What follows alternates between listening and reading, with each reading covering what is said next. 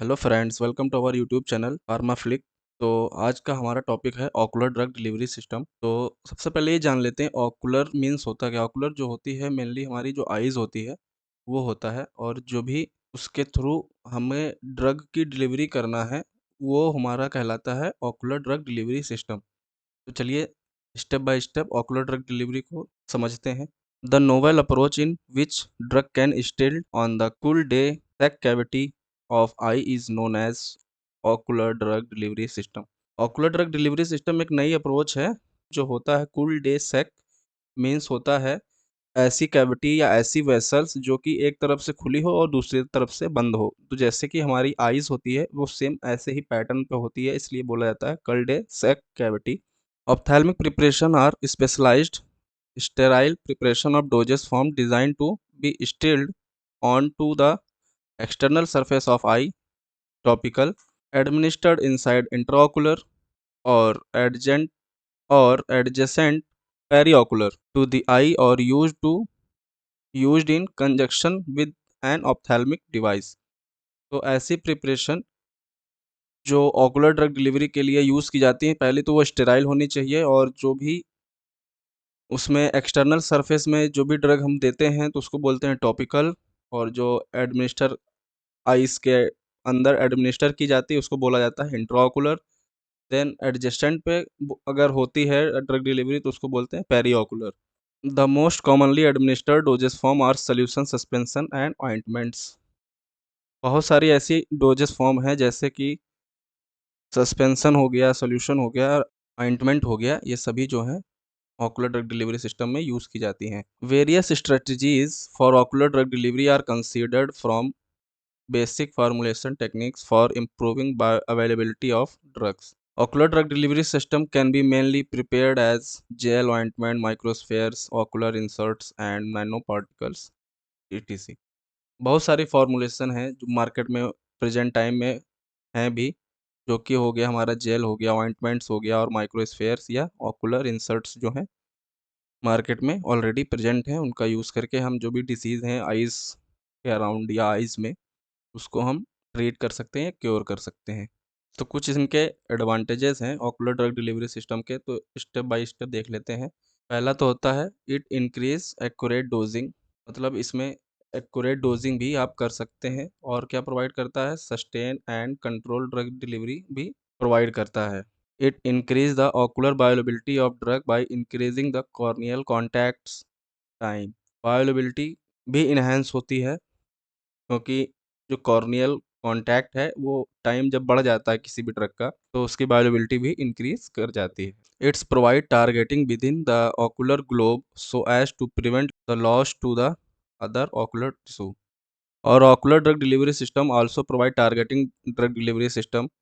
और कुछ इनके डिसएडवांटेजेस हैं ऑकुलर ड्रग डिलीवरी सिस्टम से रिलेटेड, वो भी देख लेते हैं। Doses form can not be terminated during emergency. कोई भी इमरजेंसी केस है या फिर जो पेशेंट है वो अनकॉन्शियस है तो ये डिलीवरी पॉसिबल नहीं हो सकती। इट इंटरफेयर विथ विज़न, आपको ब्लरी विज़न भी देखने को मिलता है जब आप ऑकुलर ड्रग डिलीवरी सिस्टम का यूज़ करते हैं। और क्या difficult, it is difficult in placement and removal.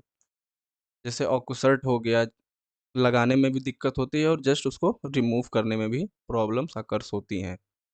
Semester paper exam के पर्पज़ से एनाटॉमी ऑफ आई जो है बहुत ही इम्पोर्टेंट स्ट्रक्चर या स्कीमेटिक डायग्राम के पर्पज़ से सेमेस्टर पेपर में पूछा जाता है। तो चलिए स्टेप बाय स्टेप इसको भी आप लोगों को मैं बता देता हूँ।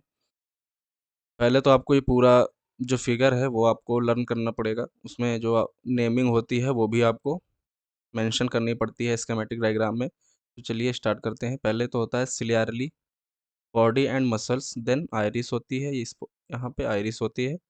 फिर प्यूपिल, प्यूपिल के बाद हमारा होता है जो मेजर पार्ट होता है आई का, लेंस।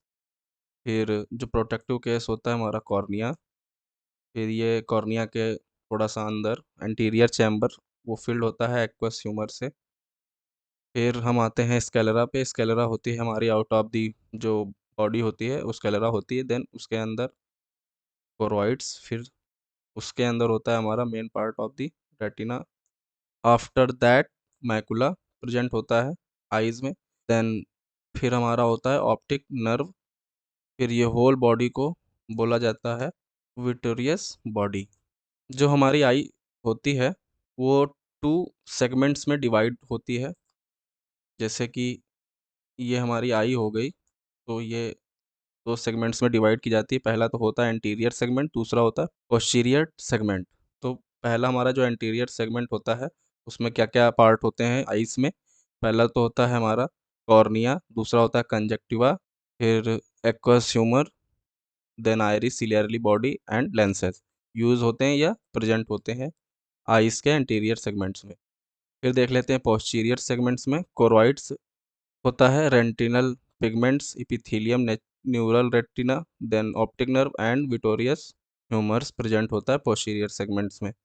और कुछ एंटीरियर सेगमेंट्स के लिए भी डिसीज़ होती हैं और पोस्टीरियर सेगमेंट्स के लिए भी डिसीज़ होती हैं। तो जो हमारी एंटीरियर सेगमेंट्स के लिए डिसीज़ होती हैं वो यहाँ पे मेंशन है। तो पहली होती है ग्लूकोमा, और दूसरा एलर्जिक कंजक्टिवाइटिस, फिर थर्ड पे होता है एंटीरियर यूवेटाइटिस एंड कैटरैक्ट। जो हमारा पोस्टीरियर सेगमेंट्स होता है उसमें होता है एज रिलेटेड मैकुलर डिजनरेशंस, जो एएमडी का मतलब नाम होता है, एज रिलेटेड मैकुलर डिजनरेशंस में होता है, और डायबिटिक रेटिनोपैथी। जो डिजीज़ है हमारी पोस्टीरियर सेगमेंट्स के अंदर आती हैं। फिर physiological barriers of ocular drug delivery क्या होता है, तो स्टेप बाय स्टेप इसको भी कंप्लीट करते हैं। क्या बैरियर्स हैं ऑकुलर ड्रग डिलीवरी में, वो देख लेते हैं। पहला होता है spoilage of drug bye overflow. जो आई ड्रॉप होती है उसका जो वॉल्यूम होता है एक ड्रॉप के अंदर वो होता है 50 माइक्रोलीटर। तो 70% of the administered dose is expelled from the eye by overflow. क्योंकि आईज का जो भी सरफेस है, जो कुल डे सेक है, वो हमारा बिल्कुल बहुत ही कई सेंटीमीटर या कई डायामीटर होता है, ठीक है। तो उसमें क्या 50 माइक्रोलीटर पूरा तो एब्जॉर्ब होगा नहीं, और क्या होगा, आईज भी ब्लिंकिंग कर रही होती हैं तो उसमें होता क्या है, residual volume approximately 7 microlitre is left. 7 microlitre ही बचता है, क्योंकि आईज फ्लो भी होता रहता है, या आई ब्लिंकिंग के थ्रू जो भी है एक्स्ट्रा वाटर, जो भी एक्स्ट्रा ड्रग है वो हमारी बाहर हो जाती है, स्पिल आउट हो जाती है आइस के चैम्बर से। फिर हमारा दूसरा होता है dilution of drug bye tears turn over. इसमें यही होता है कि जो हमने ड्रग डाली आइस में, तो वो क्या हो चुकी होती है, डाइल्यूट होके टीयर्स के थ्रू डाइल्यूट हो गई। टीयर्स के थ्रू डाइल्यूट हो जाने के कारण उसकी जो ड्रग है वो क्या होती है, रिमूव आउट हो जाती है, क्योंकि बहुत ज़्यादा अमाउंट में वहाँ पे ड्रग कह सकते हैं, या फिर वाटर भी जो प्रेजेंट होता है आइस में वो हो सकता है इसके थ्रू निकल जाता है आइस से। Tears turn out to have a major share in removing drug solution from conjunctival full day sac. Normal human tear turnover approximately 16% per minute, which is stimulated by many factors like drug pH tonicity as dose as from and formulation adjuvants। फिर क्या होता है नेजोलैक्राइमल drainage या systemic drug absorption. नेजो means ने जो nasal cavity होती है उसमें ड्रेन कर जाता है आपका जो ड्रग है। तो देख लेते हैं। Most of the administered drug is lost through nasolacrimal drainage immediately after dosing. Drainage allowed drug to be systemically absorb across the nasal mucosa and the gastrointestinal tract. क्योंकि बहुत सारी जो भी ड्रग्स हैं आपने आइज में डाला तो वो क्या होता है, हमारा ड्रेन कर जाता है, सिस्टमैटिकली एब्जॉर्ब कर दिया जाता है नेजल म्यूकोसा और गैस्ट्रोइंटेस्टाइनल ट्रैक्ट में, जो कि एज अ बैरियर वर्क करता है। फिर देख लेते हैं कंजक्टिवल एब्जॉर्प्शन को। इसमें क्या होता है, another mechanism that competes for the drug absorption into the eye is the superficial absorption of the drug and bulbar conjunctival with concomitant removal from the ocular tissue by peripheral blood stream. तो जैसे कि इसमें भी बताया गया है कि जैसे कि आपने ड्रग डाला अपने आईज में, तो उसमें दो जो कंजक्टिवल में प्रेजेंट होती हैं, पेरिब्रल और बल्बर, तो क्या कर लेती हैं, ड्रग का एब्जॉर्प्शन कर लेती हैं, जिससे कि एज अ बैरियर वर्क करता है आइस में, उस ड्रग के इफेक्ट को कम कर देता है, तो एज अ बैरियर वर्क करता है। Precorneal spaces in the cornea which result in the loss of those drugs. क्योंकि मेटाबॉलिज्म का मतलब क्या होता है, किसी चीज़ को डिग्रेड कर देना या फिर उसको यूज़ करके ख़त्म कर देना। तो उसमें क्या करता है, एंजाइम की हेल्प से जो भी आपकी जो ड्रग है वो वहाँ पर रीच करती है, रीच करने के बाद वो ड्रग मेटाबोलाइज हो जा रही है, तो जिसके थ्रू भी एज अ बैरियर यहाँ पे enzymatic metabolism as a barrier work कर रहा होता है, के कारण आपकी जो भी थेरापेटिक रिस्पॉन्स है वो आइज़ में नहीं देखने को मिलता है।